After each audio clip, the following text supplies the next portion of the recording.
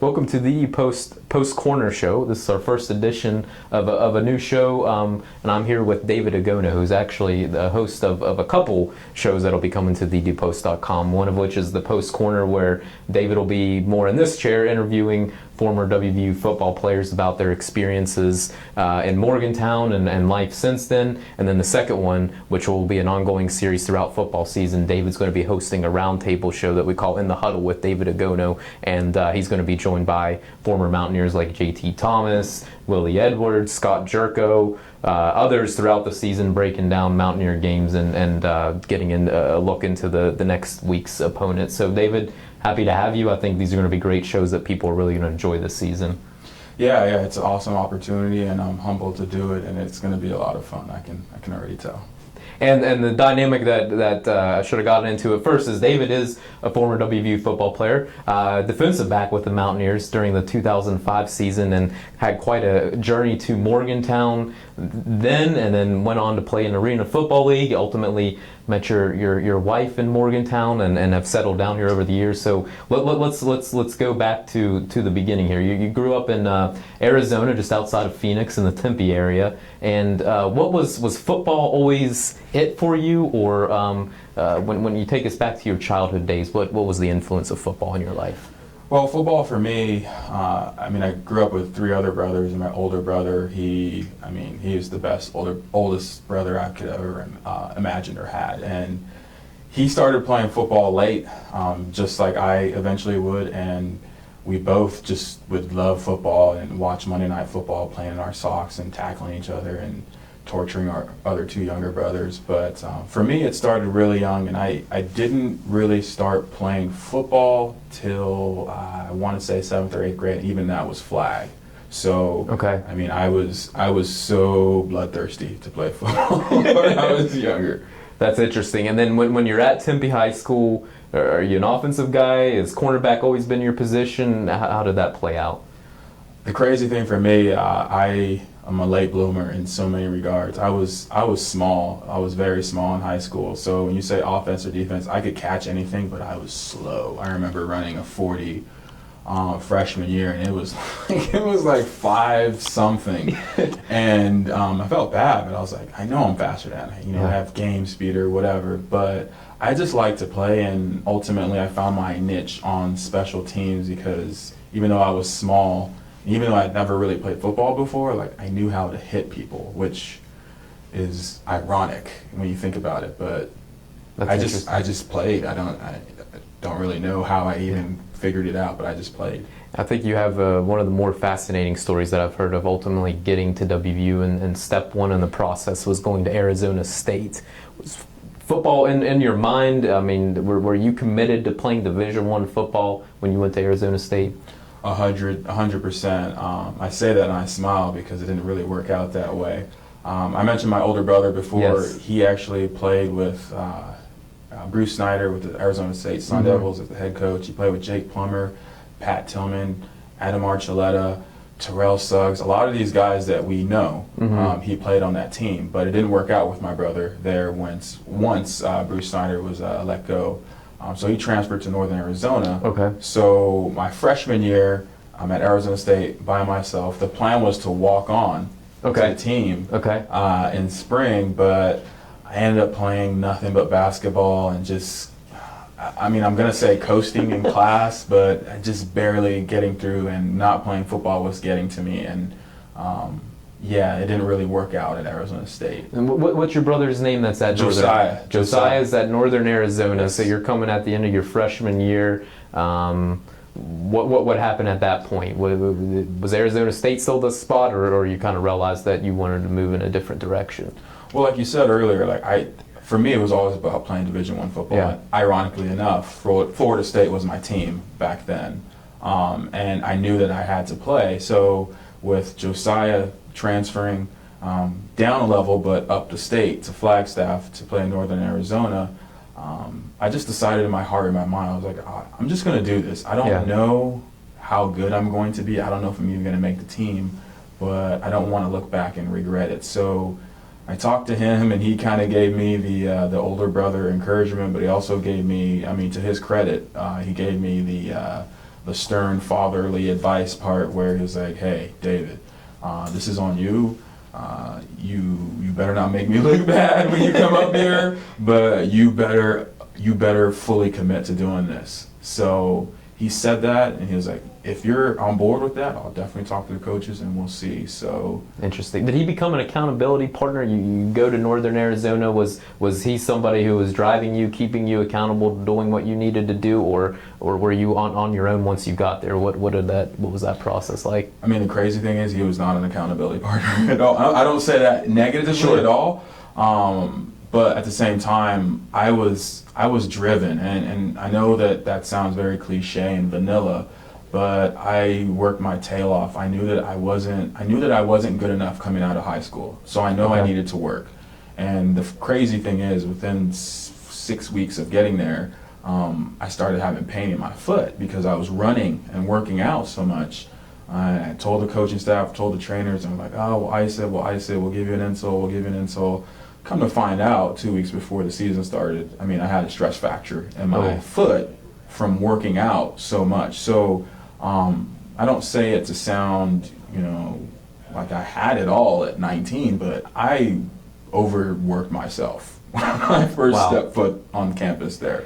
What was that like? Because that's ultimately the first of a few injuries that you deal with. But did you feel like you were finding your place on the team when I mean, coming in as the new guy? I could only imagine there might have been a whole pecking list that you had to work your way up that order line. And did you? And when you got that news, was it a lot of heartbreak, or how did you handle that?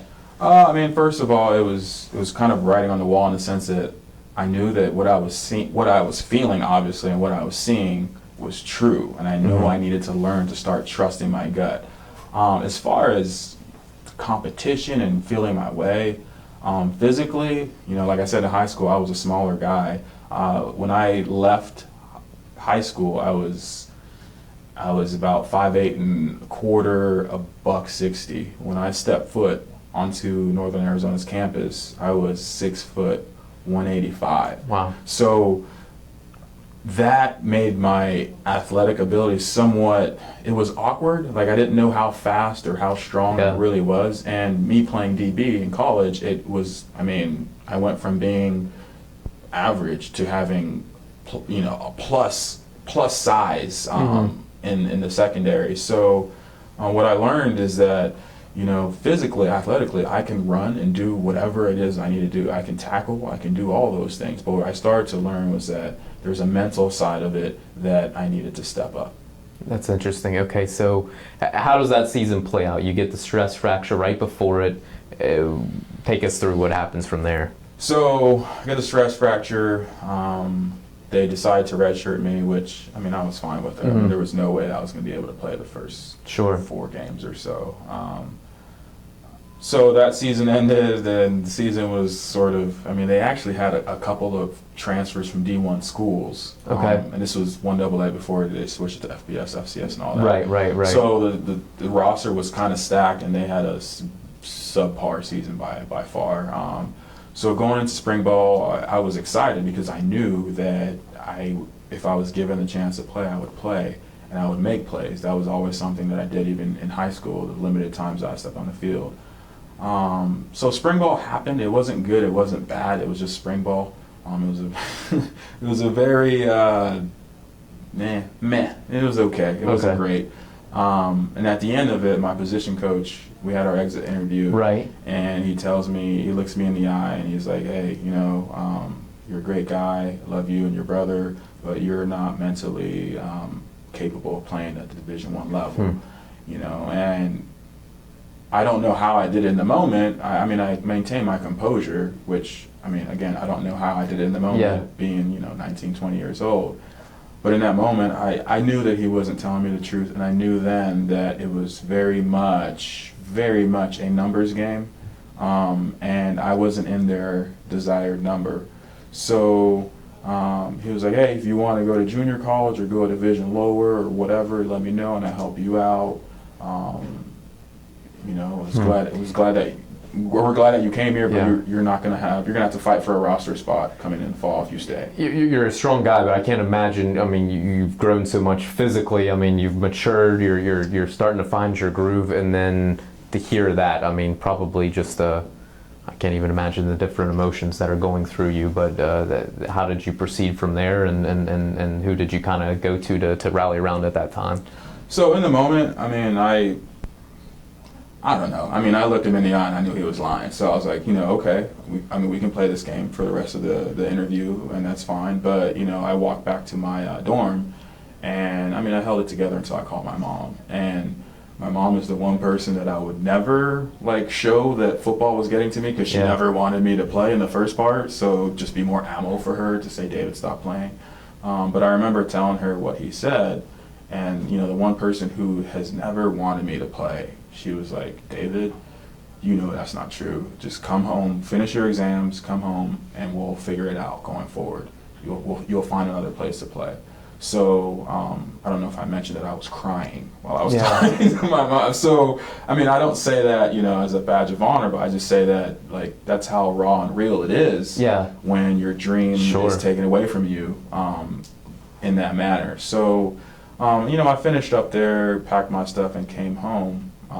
Back to Phoenix. And from there, I mean, this is where things you find your place at Scottsdale Community College, and start working your way up and proving to the coaches that you're not what the Northern Arizona coaching staff was saying. So take us back to that point too. Did it just make that kind of the heart and desire burn even more, or did you find yourself questioning yourself at that time? What was that like? It was honestly, looking back, I mean, it's almost been a decade now, which blows my mind. Yeah. But looking back on it, I just had blind courage. Yeah. I'm not saying that to sound cool or courageous. I'm just saying that in the sense that after what had happened in Northern Arizona, I told myself, you know what? I don't care if my eyes are closed or eyes are open. I'm throwing my punch. Period. If I fail, I fail. Football doesn't define me, but at the same time, I can make something out of this. So being on campus and doing training camp and all that with Scottsdale Community College, I quickly realized that it was mine. I just had to make it mine. And just that mindset, it took me from being, I mean, I don't even remember having a number the first month I was there, to being the starter, within 2 or 3 weeks of getting there. So I quickly realized that the competition level, because one of the things that people have a misunderstanding about junior college, you're not necessarily playing against 18 and 19-year-olds. You're playing against older men. You're playing against guys who've had sometimes issues, sometimes legal or academic issues, but oftentimes, especially on the West Coast, because of the large Mormon population, you're playing against men who have been on missions for 2 or 3 or sometimes even 4 years. So imagine as a DB going up against you're 19, 20, and you're going up against a 6'2", 25-year-old man. Yeah. You're going to learn a lot if you make it through the game. So it was, for me, junior college was awesome. I learned so much on the field that it helped me once I got here. Physically and mentally, you're starting to find your peak. And then take us to New Year's Day 2005. How much did you know about West Virginia at entering that day, and how much did that day kind of shift ultimately your entire life since then? It's funny because, I mean, I say this, I don't know how West Virginians take it, but for the most part, I mean, if you're past Texas, past the Mississippi, you don't understand where or what West Virginia is unless you're a history major, bachelor's of arts or whatever. And for me, West Virginia was playing Florida State, my team, from my childhood. And with all the talk about Pac-Man leaving, Pac-Man Jones' last game in the Gator Bowl. Exactly. Right. And just watching that game and seeing the jerseys, and I was like, you know what? I made up like 200 highlight DVDs. I was like, I'm just going to send it out there. I mean, I have all these Division I AA and Division II, Division III schools, sending me letter after letter. But, like we started off this conversation, Division I was always my goal. Mm-hmm. So I just sent it out, and then within like 3 or 4 days, I get a phone call from Coach Gibson. What was your first recollection, your first thought of, oh, this is what West Virginia football is all about? Once you got to Morgantown, is there something that kind of stands out as a moment of like, okay, this is what Mountaineer football is all about? The moment that I think of, and it's funny because I don't remember if it was ESPN Classic or if I was on YouTube or what I was doing, but I believe it was earlier that season. I believe the Mountaineers were at Virginia Tech, and I forget the situation, in details, but I remember quarterback, I think it was Randall or whatever, for Virginia Tech, threw the ball over the middle, and Jamal Adai came over the top, and let's just say he had a meeting of the minds Yes. with that tight end, and in that moment, I was like, this is where I want to be. Because even though I played cornerback in community college, it was more so a zone system. And I mean, if you ever watch my highlight tape, they didn't throw at me, so I had to hit people. So it was very much within my wheelhouse. I was like, okay, I can fit in here. Interesting. Okay, so you arrive in Morgantown, find out that you have 1 year of eligibility. So I mean, this is your shot here, and this is where our paths kind of crossed for the first time, because I remember covering you in the preseason, and you're the new guy, and then you start making plays in scrimmages. I remember one in particular where you had a couple interceptions. Rich Rodriguez starts talking about you as a guy kind of on the rise, somebody who could break in and start playing. Is it a whirlwind at this point? I mean, are you realizing what's going on? What, to think back of everything you've been through and kind of in those moments. Well, it's funny because it was surreal. I think back to those interceptions, and the funny thing is that I blew the coverages. Except for 2 or 3 of them. I didn't realize that. I don't think I wrote that at the time, but I blew the coverages, and I realized that I need to get back to my responsibility. And when I got back to my responsibility, Pat White hooked me up with a couple balls each time. And then for you, you've overcome a lot of adversity in your career, and then that's when, I mean, take us to the moment there where it's not to say it's an ACL tear. Sounds like that's a grave understatement. So what exactly happened? So fast forward through training camp, all that, or camp, summer camp, that all went how it was going to go. I knew going into it I'd be platoons, special teams, all that. Mm-hmm. So I remember we played Maryland, and that was surreal. Playing in Bird Stadium, I still remember that as one of my favorite moments as far as being a Mountaineer.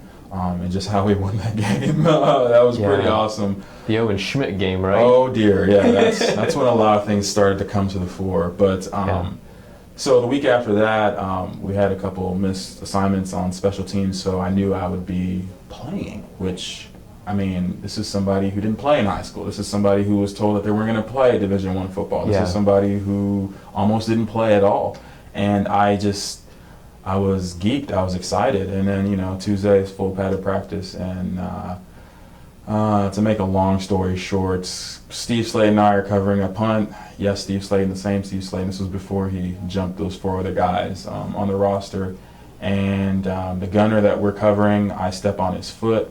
I mean, LCL, ACL, MCL, meniscus. Hamstring ruptured. The only thing I didn't tear was the PCL and the nerve that goes down your entire left side. So it was gruesome. It was gruesome. Mm-hmm. I made a point to not, and I didn't feel any pain in the moment, but I made a point to not look at my leg because I knew it was pretty wrecked. So in that period of time, I mean, do you know, is a medical red shirt on your mind, or do you know this is it, and I just want to get out of here? I mean, you see athletes kind of respond in those situations in a variety of ways, but where did you go?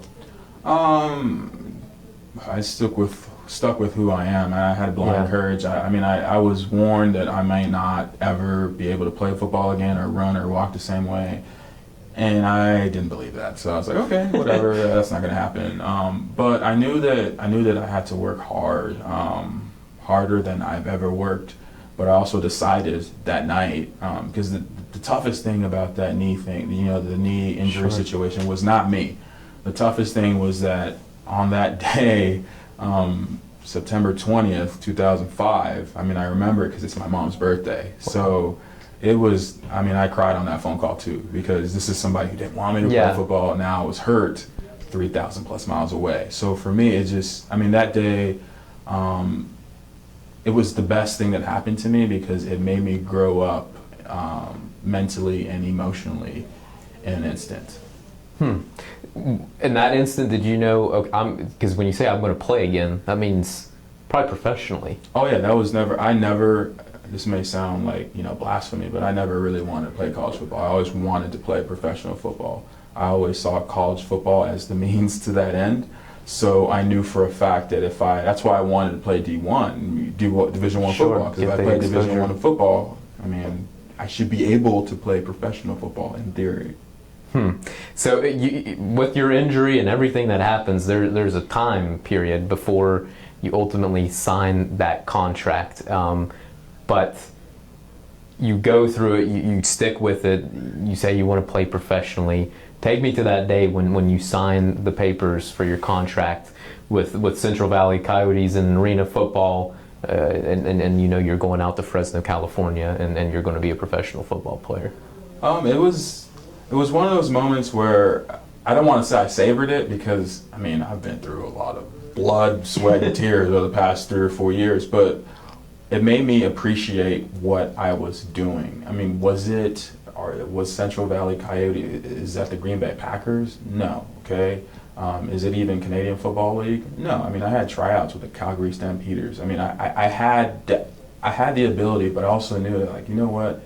This is an opportunity to put that first step, that first stone on my path to play. So I savored the moment. I can definitely say that, because coming from NAU to community college and to WVU and then the knee injury, just having your life, your career flash through your eyes, 3+ times, before you're even 25, I made sure that when I signed that contract, when I signed that contract, I was still coming off of a knee injury. Knee injuries, especially the devastating ones, it's really an 18-month deal, which turns out to be 2 seasons. So, and a defensive back with your agility and just mentioning your path. I mean, when you think about the fraction of guys that make it to professionally, and you also play in the indoor football league in Denver, Colorado, and I mean a fraction of a fraction. But then when you think of your journey from, as you said, not playing much in high school to that point in time, it really is remarkable.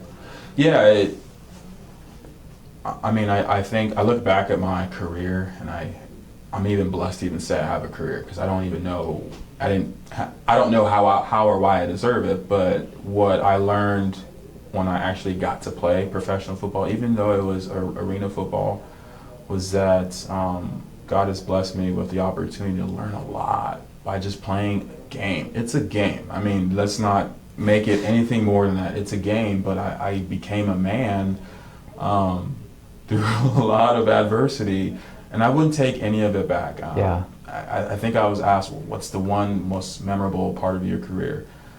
I have my helmet, I have my jerseys, I have my Sugar Bowl ring that I purposely got 2 sizes too big so that I would never wear it, because I didn't contribute, that season as far as on the field.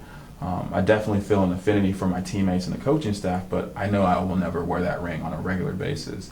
But the best thing that ever happened to me was getting injured, was fighting through all that, because it gave me a perspective that you don't get. I'm blessed to have had that perspective and have that work ethic and that commitment reinstilled in me through honestly not having an option.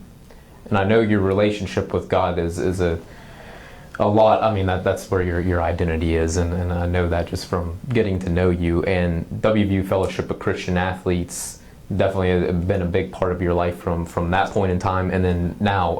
And I know this is a broad one, because in all of this too is where you find your wife Teresa, and the two of you are an integral part. Teresa being the women's team chaplain, and it's still very much a part of your all's lives. But when you think of what WVU FCA has meant to your life, or where you would be without it, what comes to mind?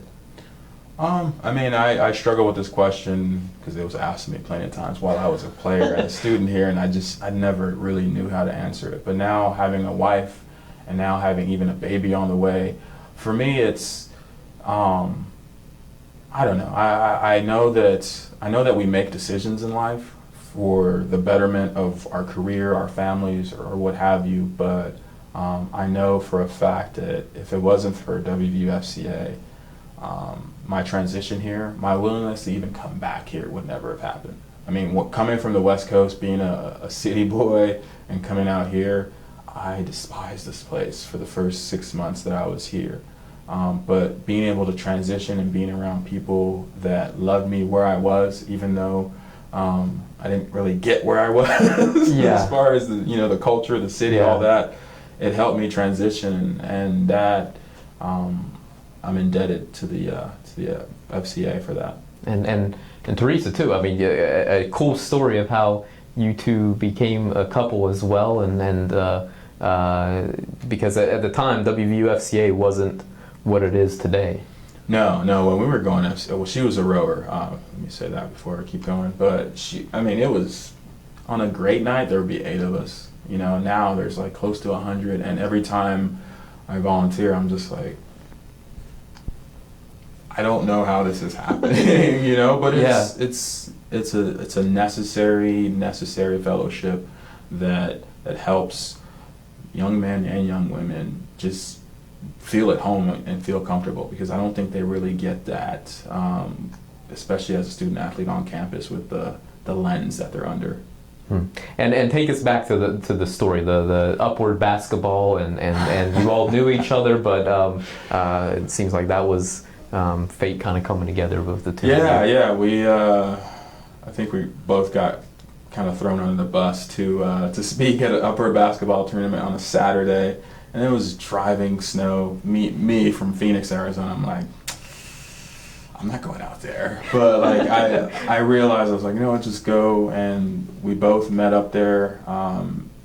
It was awesome. It was the first time I had a no pressure conversation with somebody that wasn't about football, wasn't about my grades. Yeah. It was just we were best friends before our relationship took off. So it was definitely fate. I was definitely blessed in that moment. That's cool. And now this is your home. You've been at Citizens Bank for 3 years now, is that right? Yes, and also still very much affiliated with FCA. So you've come full circle to where Morgantown's now second home for you. Would you say, or? No, it's home. It's home.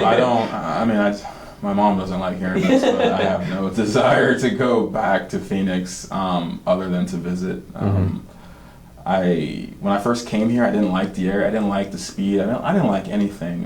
But after going back home to Phoenix and then playing arena football in two cities and traveling a little bit, I was like, I like here. I like West Virginia. And I think folks will get to know you even more as you're hosting these shows in the coming months with former players and the roundtables dissecting the games. But what do you hope people get out of this, or what's the meaning behind all this? You're going to be with other former football players, and just from an observer, I know you guys will get into dynamics of the game and of life, just being able to relate to one another. It's going to be fascinating for folks. But what are you hoping comes across over the coming months in these shows?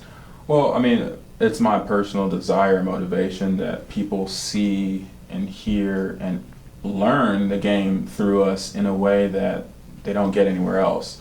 But more importantly, we want to always try to put, I want to say, names and faces and actual people and the players and the coaches that sometimes we praise and sometimes we criticize. Because that's the thing that a lot of people, I think we're layered and desensitized from. Whether you're talking about Clint Trickett or you're talking about Wendell Smallwood, doesn't matter who you're talking about 20-year-olds at best. And then you're talking about coaches who have traveled, who played at small or coached at small colleges, who have families, they have wives, they're real people. So what my main motivation is to do the game and the analysis justice, but also I want to have that human, dare I say, mountaineer touch. Like, okay, Yeah. Win, lose, or draw, this is still a Mountaineer. This Yeah. is still somebody that if you saw at Kroger, you shouldn't think just about what did or did not happen on game day, but it's a fellow Mountaineer, a fellow West Virginian. So that's what I want to impart. Yeah, no, that's well said. And David, I appreciate your time and sharing parts of your story here, and looking forward to it. It'll be a lot of fun. Thank you. I'm excited as well. Okay, please continue to check thedpost.com for more episodes of The Post Corner and In the Huddle with David Igono. Thanks for watching today.